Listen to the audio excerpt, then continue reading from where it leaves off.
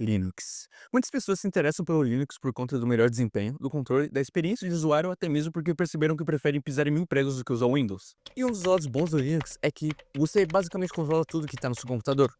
E os lados ruins do Linux é que você basicamente controla tudo que está no seu computador. E não, Linux não é um sistema operacional, mas sim um kernel, que é basicamente o coração da máquina, mas disso você provavelmente já sabe.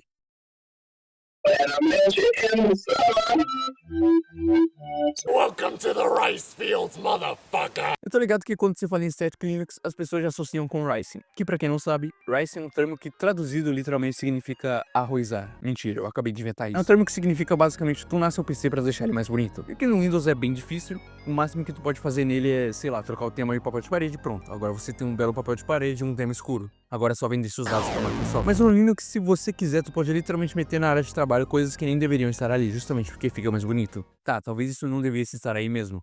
O fato do Linux ser um sistema tão libertador e dar 100% de controle pro usuário fez a comunidade despirocar das ideias e, inclusive, se tu quiser, tu pode criar tua própria distro. Tipo, sei lá, pensa na coisa mais aleatória possível, tipo um sistema operacional do Justin Bieber que roda um PC da Hot Wheels, tá ligado? Tu pode inventar... Pera, isso já existe? Se tu conhece a história do Terry Davis, tu provavelmente sabe que ele criou o Temple OS, dizendo ter recebido uma revelação divina de Deus para construir um sistema operacional que fizesse o papel de reconstrução do novo templo de Salomão profetizado no Apocalipse. E esse cara era um gênio.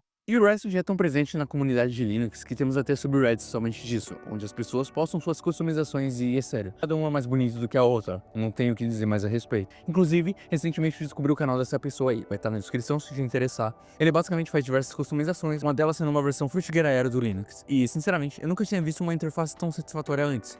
Ele também fez diversos outros estilos, inclusive uma versão retrô e um tutorial de customização.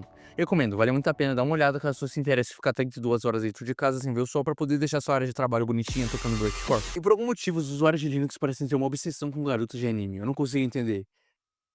Talvez eu consiga entender.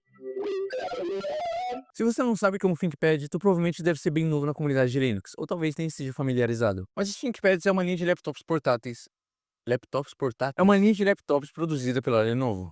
Aquele tipo de notebook que vem com um mamilo vermelho no meio do teclado, tá ligado? Numa indústria onde cada vez mais os laptops têm que ser cada vez mais finos do que dois átomos um em cima do outro para otimizar ainda mais o espaço, o que não passa de uma desculpa para fazer tu pagar 60% a mais em 60% a menos o produto. Os ThinkPads são os famosos amigos gordinhos dos laptops. Provavelmente não dá pra ser performático e trabalhar numa cafeteria com um ThinkPad, porque tu talvez vai receber umas olhadas fortes dos malucos que usam Alienware ou Acer Nitro e moram no porão dos pais. Mas tudo bem porque vocês são diferentes. Você usa ThinkPad morando no porão dos pais. ThinkPads são tão amados na comunidade Linux porque, provavelmente se você comprar um ThinkPad das antigas, ele vai vir com Linux instalado. E 2, eles são extremamente customizáveis. Assim como as distribuições do Linux, os ThinkPads são venerados porque se tu quiser, tu pode simplesmente pegar o chassi de uma máquina dessas e meter uma placa de vídeo dentro, ou sei lá, por 2 TB de memória e ainda assim ter mais espaço pra pôr mais. E por isso que o tamanho dos ThinkPads ainda assim é bem mais vantajoso. O chassi dessa bagaça aguenta muita porrada, até as dobradiças do bagulho são de metal, e tu simplesmente pode tunar o computador até ele pedir arrego até a CIA vir bater na sua porta. Outra parada também é que os ThinkPads costumam ser computadores mais custo-benefício. Pelo menos antigamente, pra tu ter um ThinkPad, tu não precisava gastar 28 meses de trabalho CLT no Hackathon pra comprar a máquina. Tu literalmente conseguia achar no eBay um maluco vendendo por, sei lá, $60 em um excelente estado. Praticamente todo componente de um ThinkPad pode ser trocado. Se tu quiser, tu troca a memória, a CPU, as telas de LCD por um painel IPS e também meter um library boot na BIOS caso tu queira escapar da CIA e do FBI.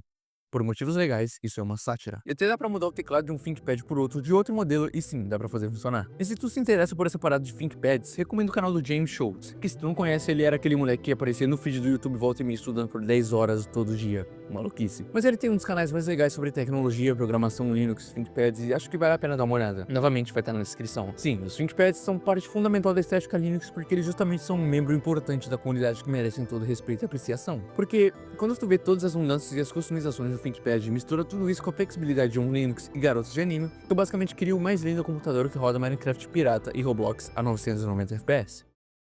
E eu sei que tu instala o Art só pra meter um Nelfet na tela, seu maldito.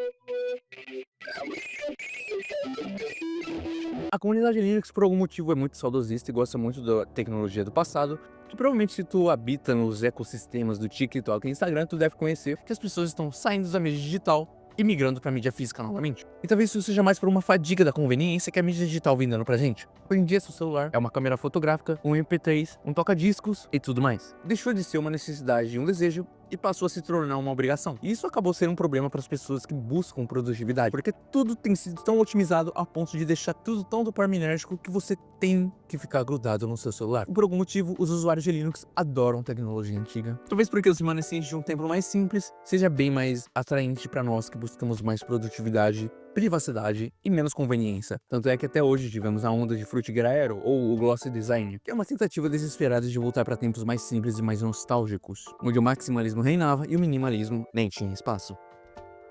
E isso que eu chamo de estética Linux. Claro que tem muito mais coisas sobre, afinal o Linux é muito versátil, e apesar de ser necessário ter um PHD para instalar o navegador, vale muito a pena tu seguir esse caminho e deixar o Windows de lado, já que infelizmente a Microsoft só visa dinheiro e tá cada vez mais difícil fazer rodar o Windows 11 num PC batata como o da maioria das pessoas. Então se tu quiser ter um PC bonito, mais rápido, responsivo e mais controlável, vai de Linux que não tem erro. Aliás, esse é o primeiro vídeo do canal, então releve a foto de qualidade. Eu me esforço muito para fazer esse tipo de vídeo e espero ter seu apoio daqui em diante. Se se interessar por esse tipo de conteúdo, se inscreve aí, não custa nada e tu vai estar ajudando demais o canal. Obrigado por ver até aqui e dá like. É sério, dá like, por favor.